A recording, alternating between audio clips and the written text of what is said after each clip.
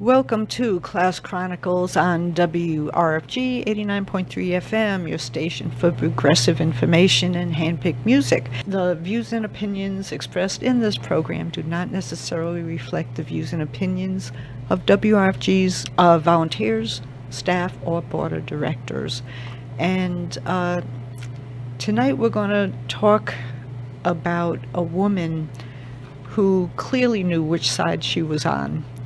Her name is Dottie Stevens. She is was a long time activist in the welfare rights movement, the movement for freedom and justice for everyone.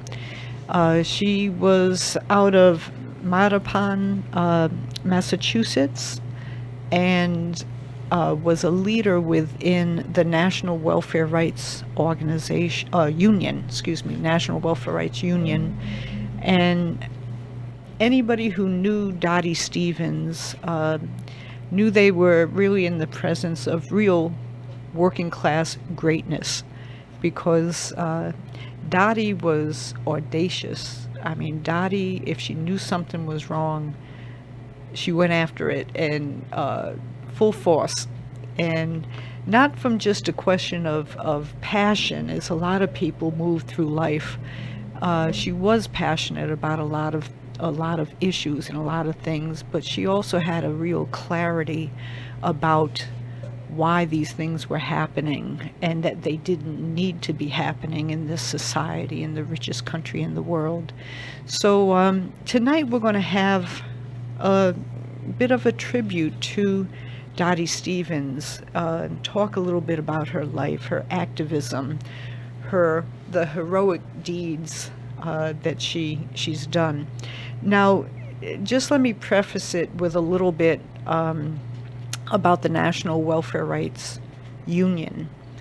They were a union of welfare recipients from across the country. They built chapters in many cities throughout the country, and a lot of the people that grew to become the leadership of that organization were people that that many people in society just kind of write off. Well, if you're on welfare, you're lazy, you're stupid, you don't know how to do things, and that's why you're on welfare. And the people that joined and led the National Welfare Rights Union knew that was as far from the truth as anything could be.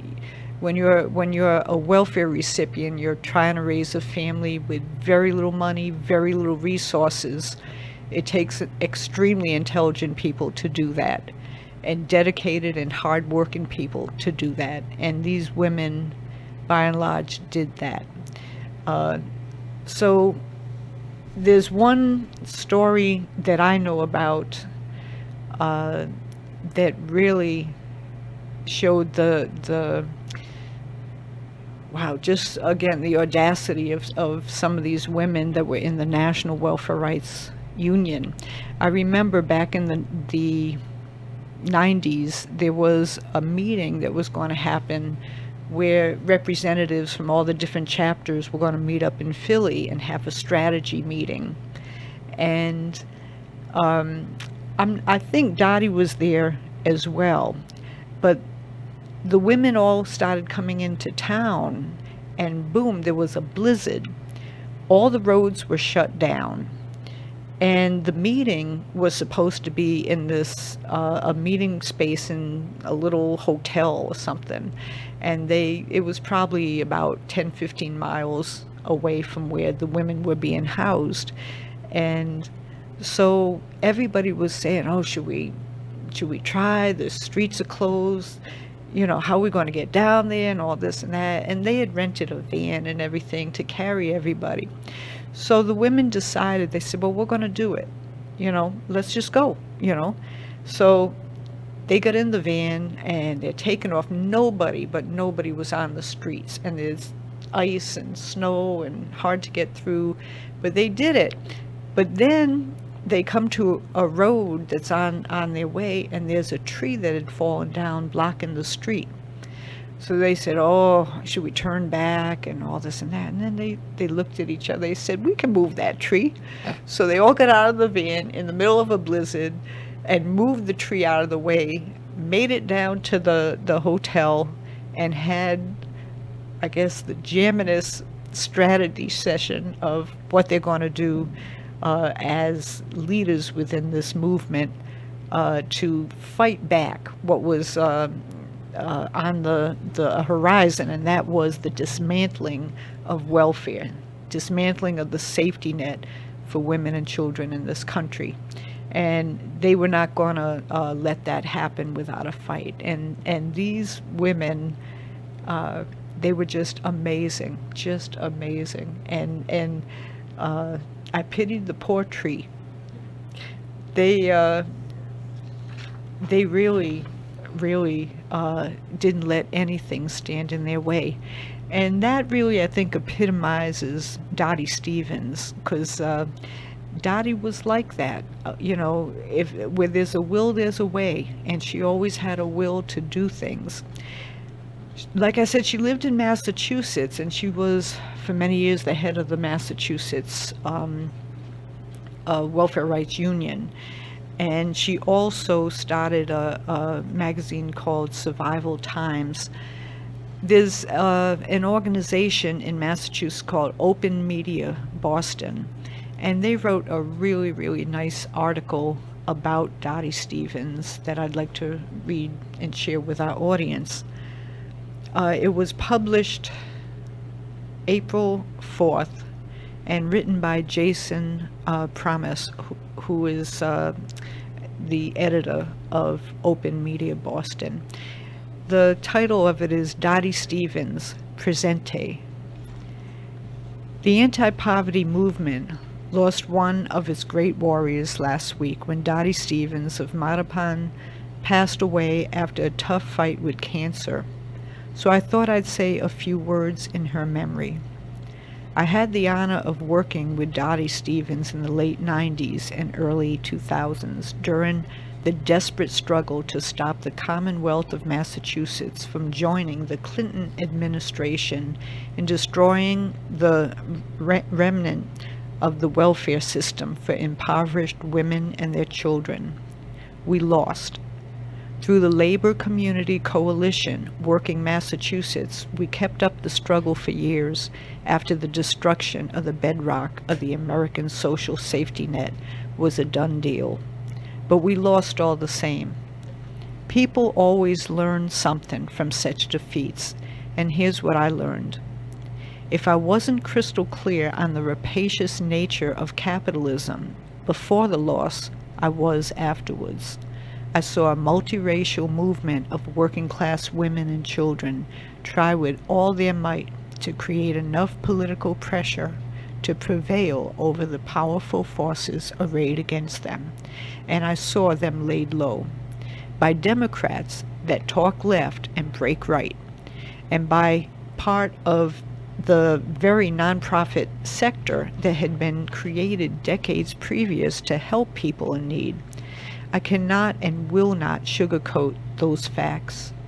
Furthermore, I saw that movement champions like Dottie break through the ruling class dominated discourse on state and federal policy for only very brief periods in history, and they generally win a little or lose a lot before getting shoved away from the precincts of the good and the great, figuratively and sometimes physically, in rough arrests during political actions, and in the 1,000 cuts delivered by a heartless bureaucracy deployed by politicians working in the service of corporations against their interests of their constituency, to rob from the poor and give to the rich.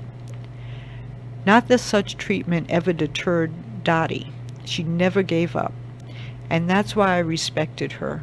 A working class hero is something to be, as the old song goes, and Dottie Stevens was such a one. My best to her friends and family, requiescent and peace. Jason Promise, editor, publisher of Open Media Boston. And he also printed in the media her obituary. And said, to give Open Media Boston viewers an idea of Dottie's life and works, here's the obituary that her close friends and family wrote the day after her passing. Think about what she did and try to live your life like she lived hers. Dorothy Dottie Stevens, October 21st, 1941 through March 27th, 2014.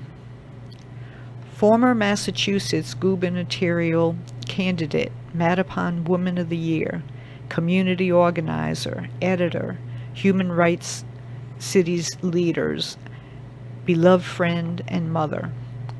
Dottie Stevens has passed away at the Coolidge House Nursing Facility in Brookline, Massachusetts on Thursday, March 27, 2014, ending her long battle with cancer.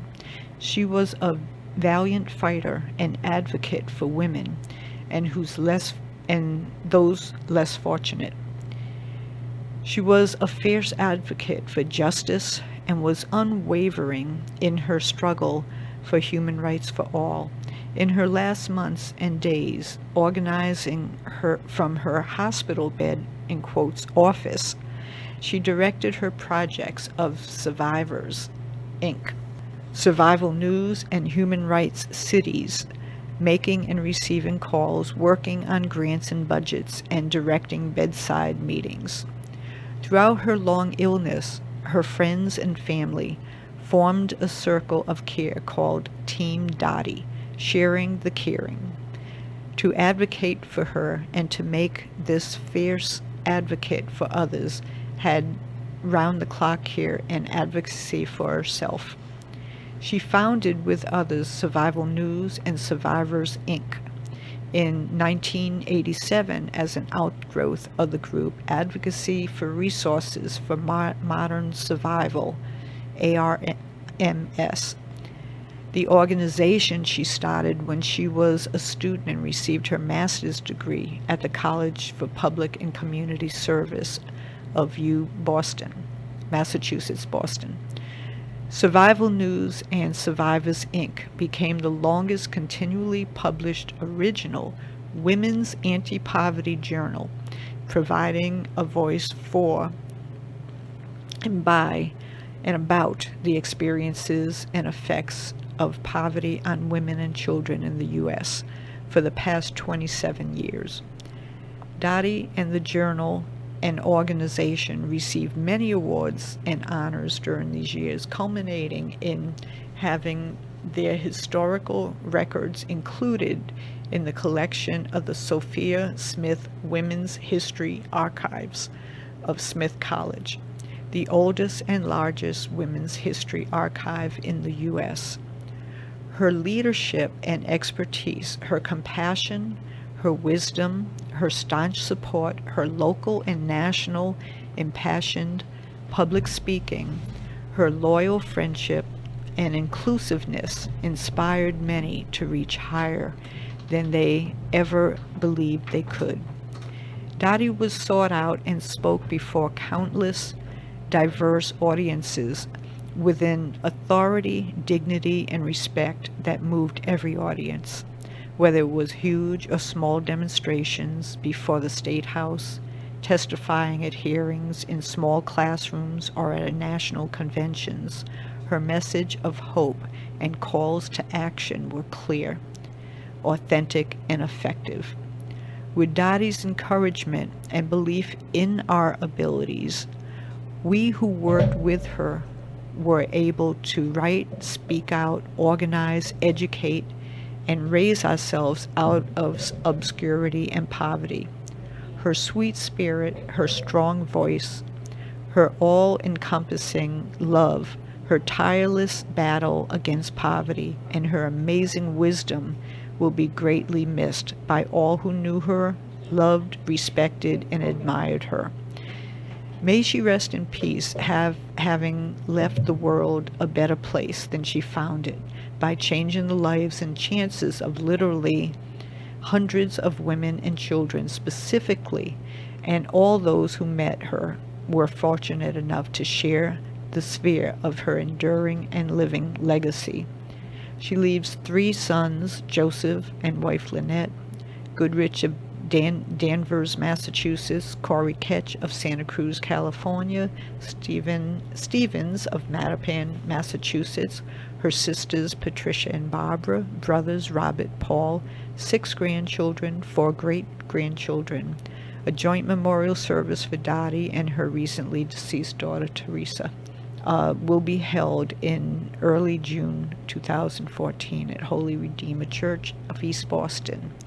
A memorial issue of Survival News dedicated to Dottie's memory and containing all of the tributes that have been sent will be available at the website Survivors Inc. That's survivorsinc.org on May 1st, 2014. We have somebody that wanted to call in and share something with us. Hello, listener. You're live on the air. Hello, Joanie. This is Marian. Hi, Kramer. Marian from Detroit, Michigan. Yeah, well, yeah, I'm in Highland Park, Michigan, right in the center of Detroit. Right. Okay. Yeah, I heard you wanted give us an opportunity to call in and talk about Dottie. Right. We can talk about it. It would take several programs to talk about this giant woman.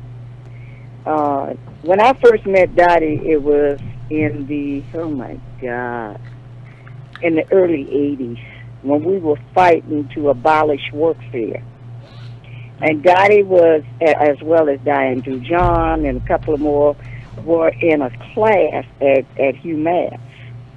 And they had a special project that they had taken up, and all of them were related to, knew what public assistance was about, welfare and all. And they came to one of our conferences, and they got there because they were filming the conference. Here we have women that's on public assistance, attending school and what have you, and filming a conference against workfare to be able to take it back to their state and educate people. Mm-hmm. And, the conference, we had certain elements in this conference that was trying to block the victims of poverty, those that are forced to live below the poverty level, from being the leaders in this conference.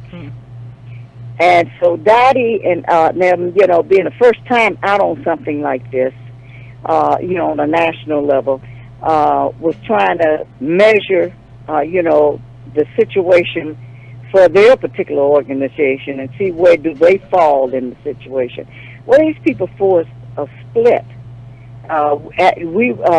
Because of the mere fact that they wanted to be the leaders. They were the poverty pimps in essence. And we refused to let them take that conference that was taken on at the time. And I'll never forget the next time I saw Dottie and Diane and all of them, they told me how they made their decision to come along with our section of the conference. Now, we had the large majority of the conference that stuck together. And she said, because you guys not only prayed, but, I guess they liked the way we took a stand also. And it was such a joy to know them. Because the next time I was in contact with them, there was a young lady that was attending school with them that ended up being on the National Anti-Hunger Coalition with me. And she said, Marian, Dottie, and Diane and them wanted me to let you know the concept that y'all was talking about, that people should not be living below the poverty line. We have turned it into a campaign. We started with 9 organizations around this campaign, first we said up to the poverty level, and then we thought, no, people should even be living that low. We need to go up and out of poverty. Up and because out, yeah. because of all the welfare grants in the state of in the United States of North America were below the poverty level. And so those 9 organizations turned into 90 organizations throughout the state of Massachusetts, and became a dynamic campaign cry. And then she brought it to the National Welfare Rights Union, because we had organized the National Welfare Rights Union at the end, late part of the 80s. And we placed it on the agenda for us to embrace it and be a part of it. And it was a tremendous, people were so excited about it and thought it was the right way. It's just that the way she could guide folks on this stuff, and the way Dottie's whole thing is, we are living to strive, not just barely survive. Mm-hmm. And, we got to be up and out of poverty in order to do that. She was a tremendous orator. She was a tremendous leader. She was she built leaders and encouraged people to become leaders. And when it came down to the fact that we were saying that we were going to take our 3-pronged method in welfare rights to be able to fight this battle of up and out of poverty, such as not only the streets, the courts, and the legislature. And one of the things within the legislature is not only to change the law, but to get people in positions that represented our interests. And so I talked with Dottie, and being impressed by her, I said, you need to run for governor of Massachusetts. She said, oh, no. I said, ain't no better person than you to do that. And she took up on that challenge. And they began to really expose the process there, and as well as making people understand why they need to stand up and vote for Dottie. We had the homeless union at the time, the hunger section at the time, as well as people on public assistance that were trying to participate. It even went to the part, Joanie, that they were trying to ignore her as an official candidate within the process of running for governor. All they were pushing was the caucus at that time.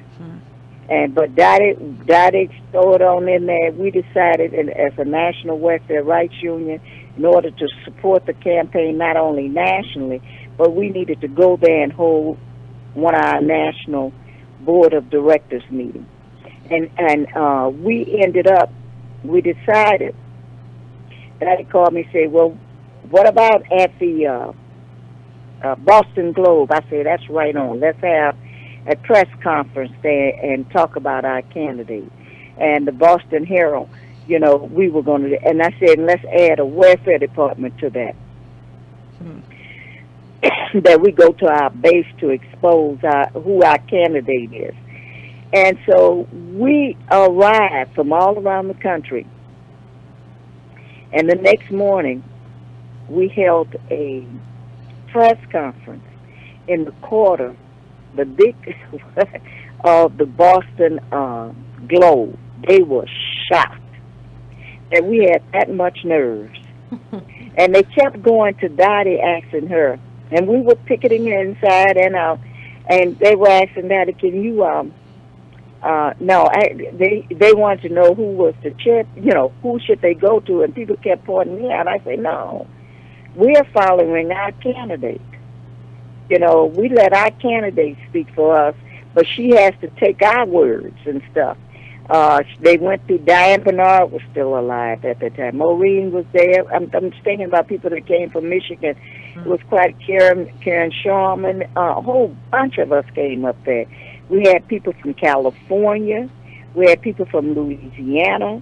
We had people from, I'm forgetting. It was quite a, number of folks that came there, as well as people from Boston, Mass, WRU, that showed up.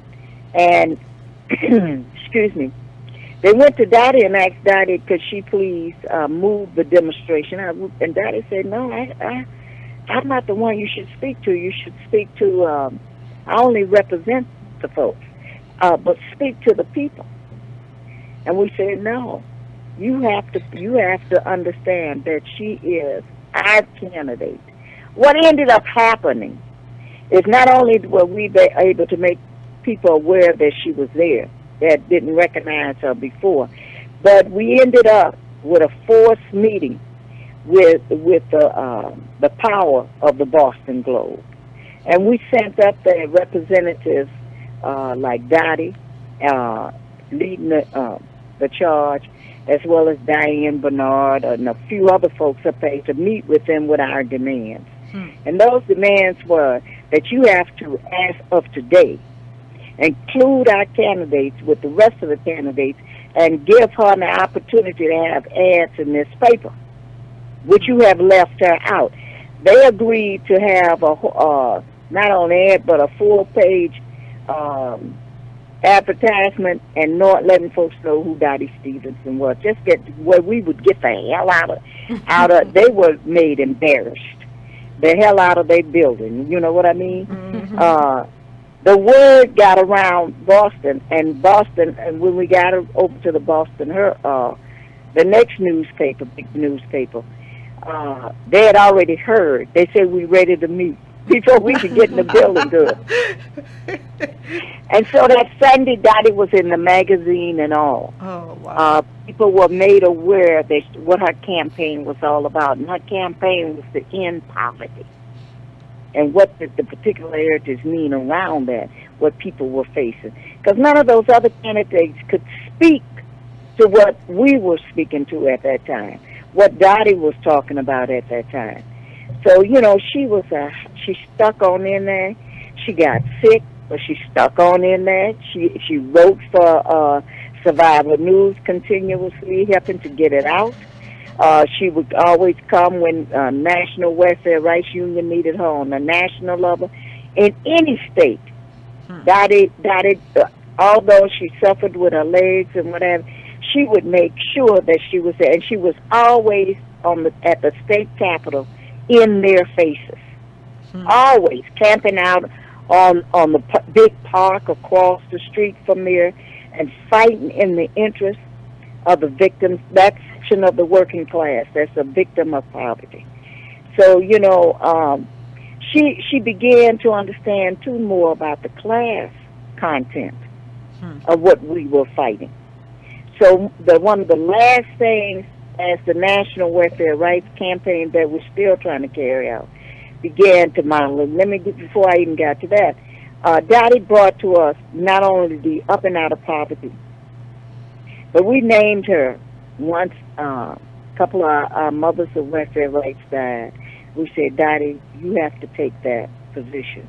And she became the mother of welfare rights. Not only that, she was so good in breaking things down for people and making them understand what the issues were and why we needed to be involved. She was a tremendous woman to know. And the world, we're going to have to make sure that the world understands what her teachings were about, or what her fight was about, in order for this working class to be able to see a better future. She brought to us she brought first the Up and Out of Poverty campaign. The second thing she brought forth was the Universal Declaration of Human Rights campaign. That was not a question of welfare, it's a question of our human rights are being violated through these various programs in the United States of North America. And it was a way for us to educate here the world. People are embracing the Universal Declaration of Human Rights, but yet where the UN is placed, the United States of North America, they refused to even ratify it, let alone implement it. So, she became a dynamic teacher and protection of our human rights. So then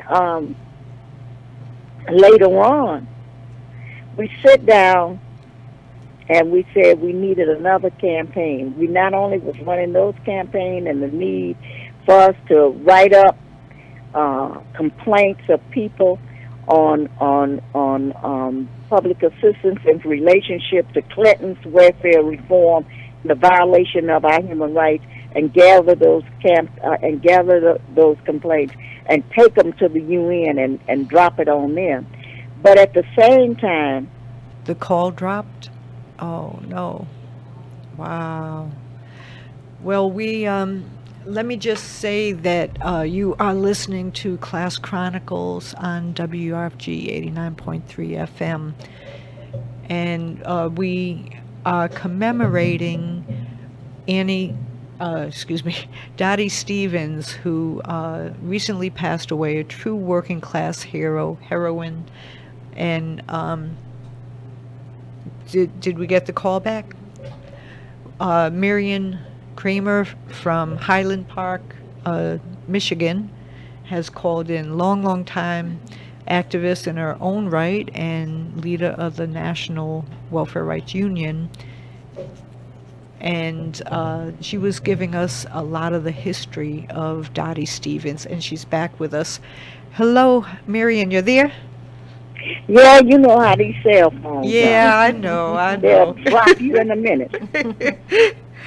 Well, I don't know where I left. My brain is, the older you get, sometimes that short memory is something else.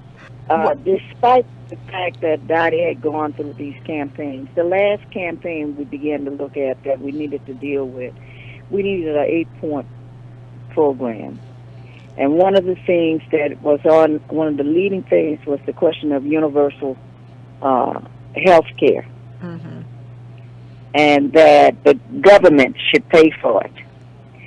On the one hand, we see Obamacare or whatever you want to call it. And that's a step. But we're saying that people don't need to pay for nothing. Mm-hmm. It should be something, it should be something that is taken care of by the government. And we need the same quality health care that any person that get their money from Wall Street or one of these corporation CEO get all these billions of dollars. We need the same type. We have access to the same type of health care that they have, which in the final analysis would mean that doctors are freer to practice medicine and do the necessary research, not at our expense, but to prevent all this stuff in the future that people are facing as far as the problems of heart attacks and all that type of stuff. Mm-hmm. That would mean more jobs for folks, and then better hospitals and clinics could be located in every neighborhood. Mm-hmm. This brings along with universal health care the question of nationalization of education was another thing that was a part of this. And that you could have the opportunity to be able to be educated from birth to death. The question of which would knock out all these chartered schools for the benefit of these corporations and all that. The other thing was the whole question of not only do you nationalize education, but you include within education Head Start programs. All right. And that they cease to have to be refunded, fight to be refunded. It's a part of the educational program.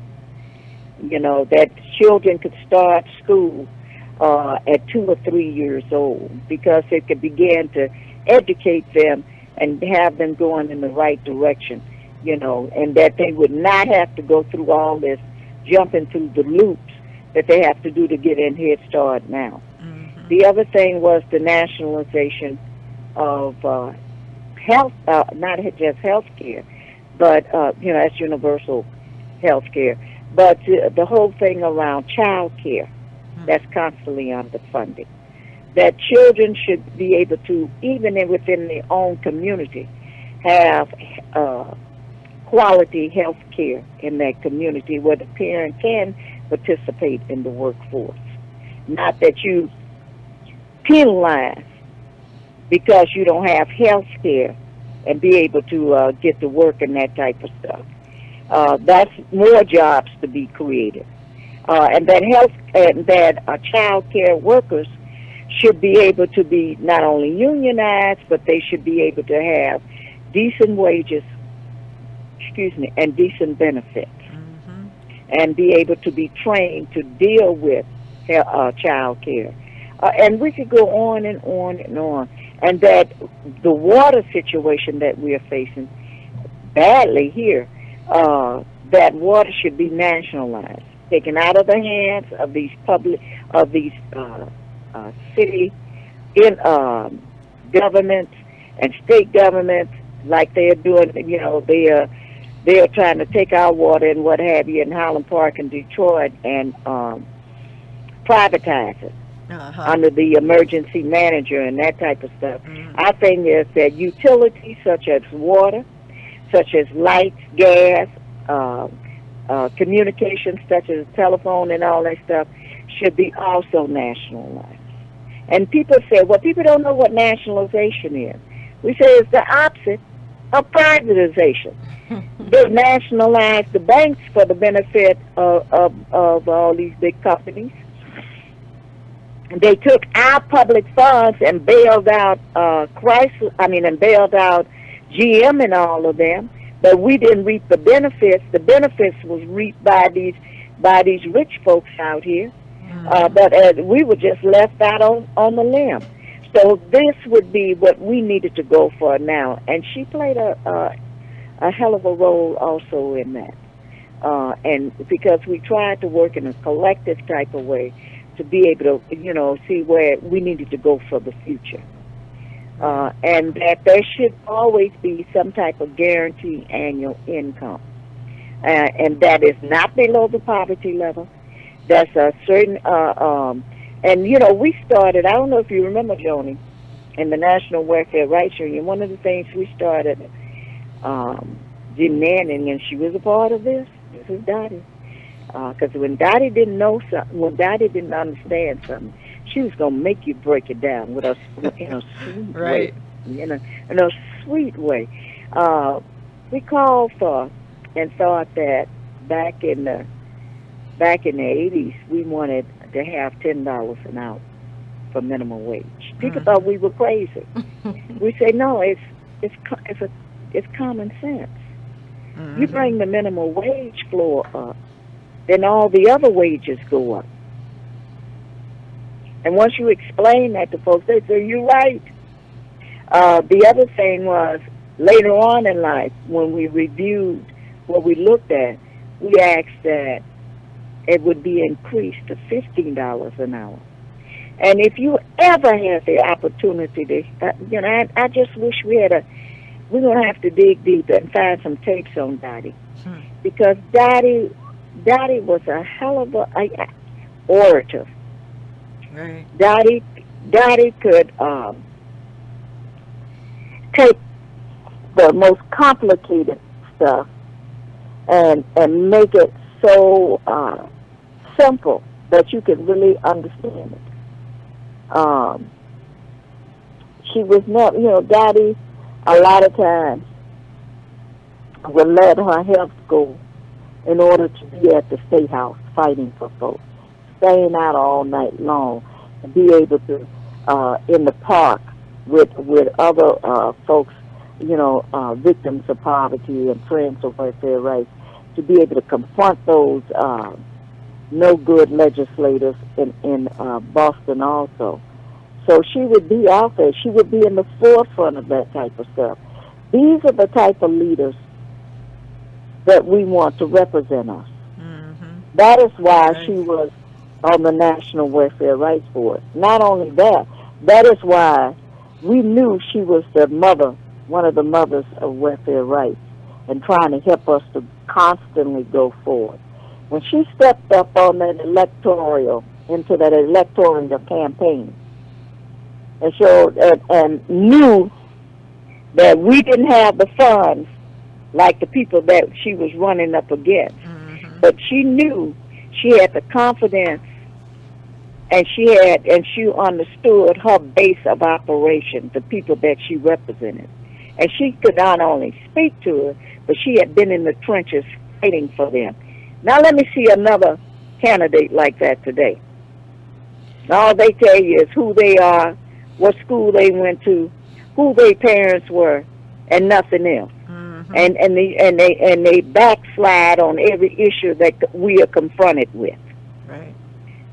So, Dottie Stevenson is going to be missed.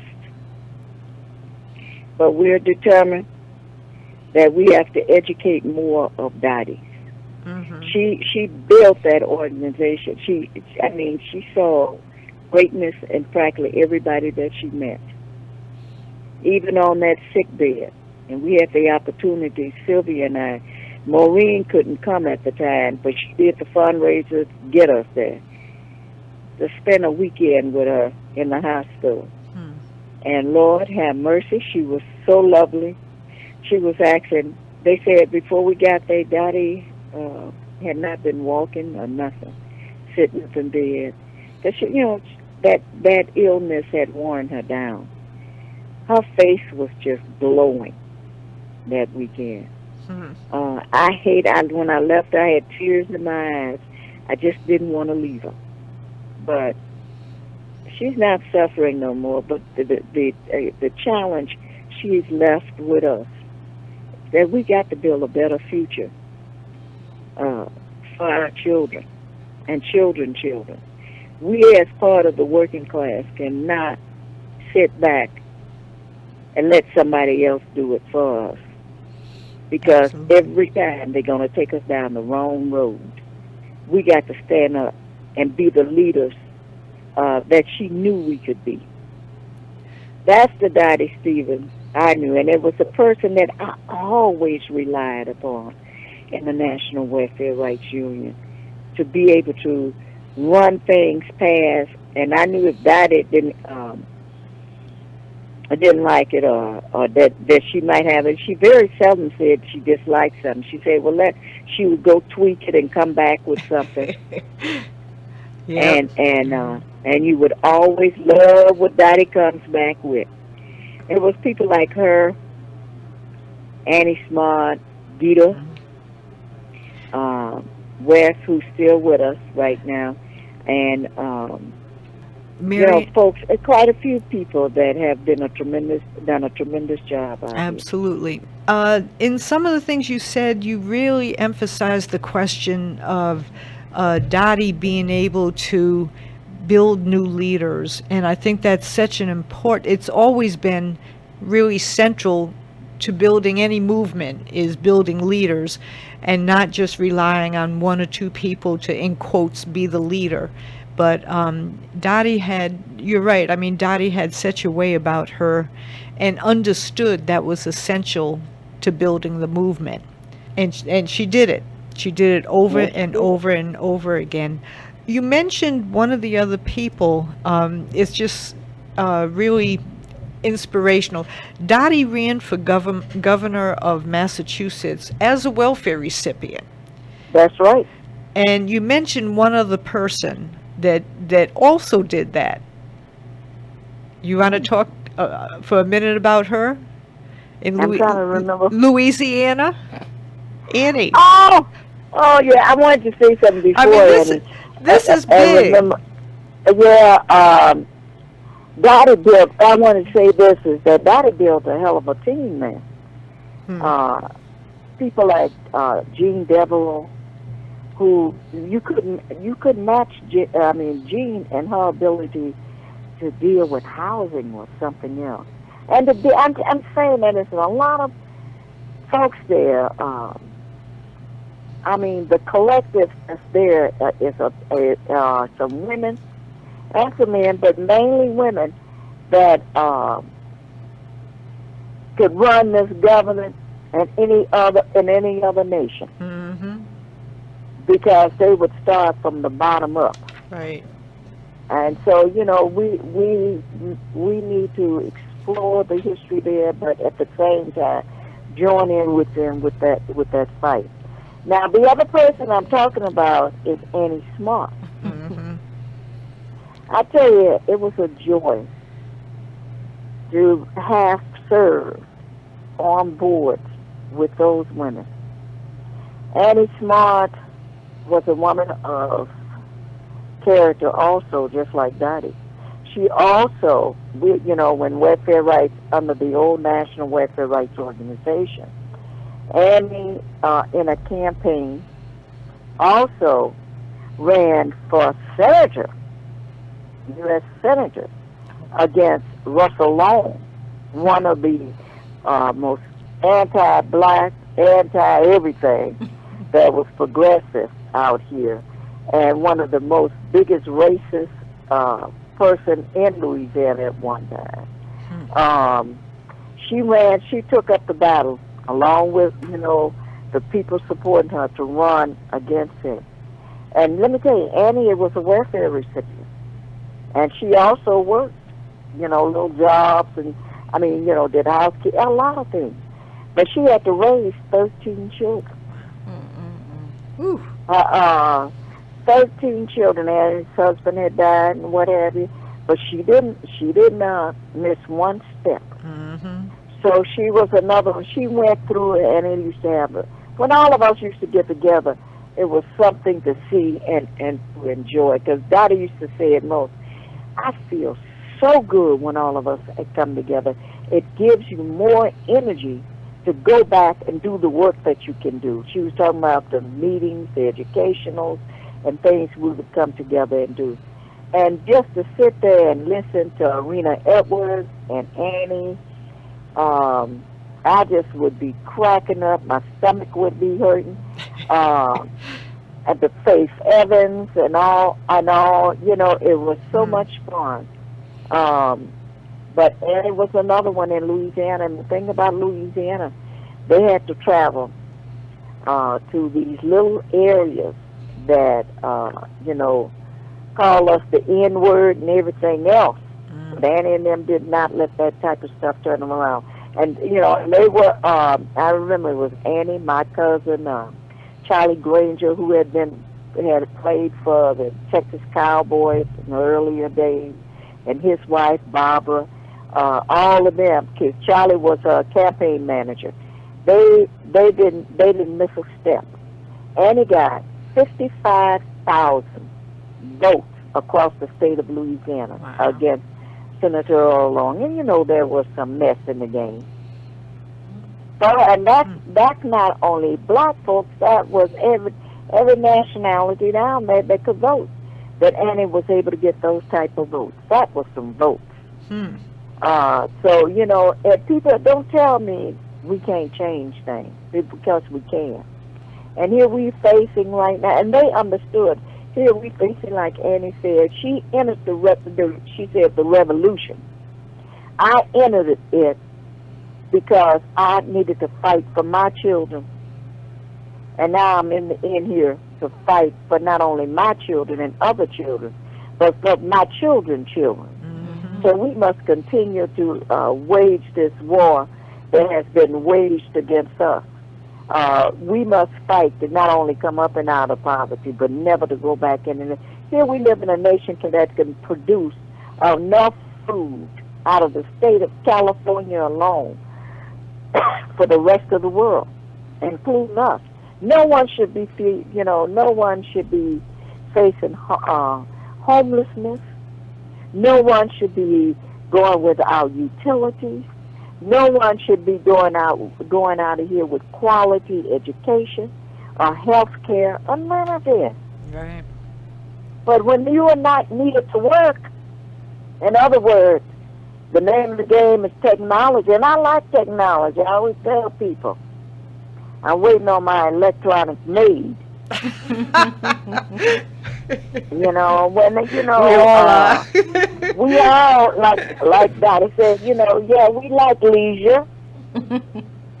But we can't have leisure What's that? because of Leisure. you know we like to be able to enjoy life and relax, and we're not able to have it.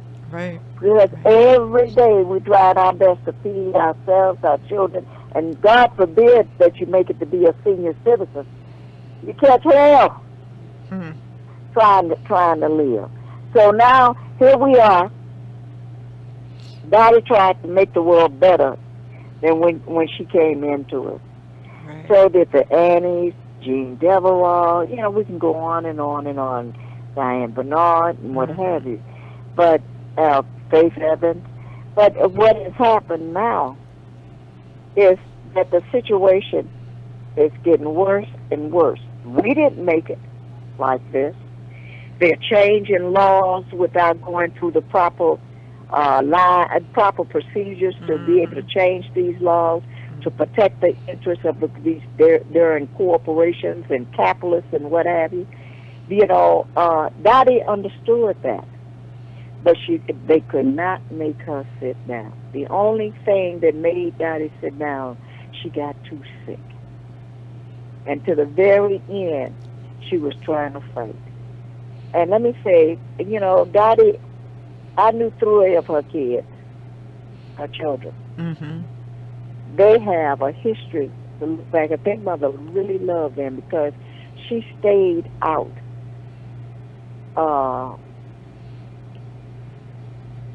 in the community, on the national, local, state level, and I tried to get her to go to China.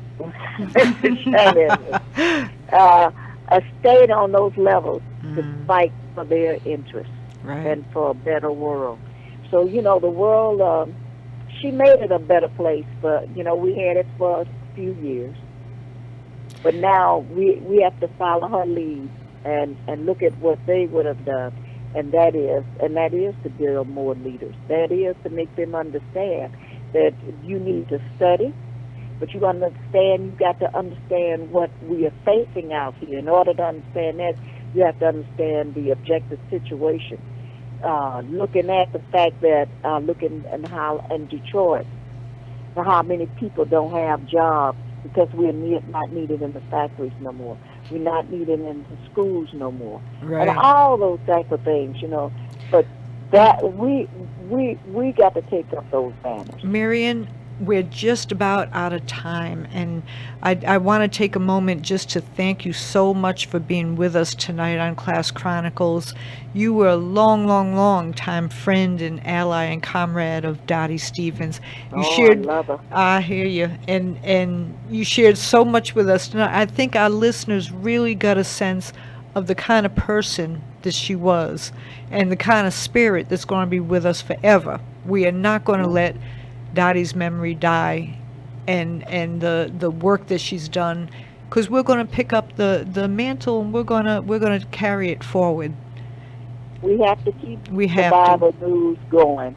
Right. But she worked hard to get that paper out, and that paper is produced, and the articles are written by the victims of poverty themselves. Right. Absolutely. Well, thank you so much, Marian. Again, the website for the tributes in survival news to Dottie Stevens is going to be survivorsinc.org on May 1st. So we'll all be looking forward to checking that out. Thank you, Marian, for being with us. Thank you Dottie for giving me the Stevens, opportunity. may you rest in peace, and we know you're going to keep fighting in one way or another. And we love you. We love you, and thank you for all you've done in life.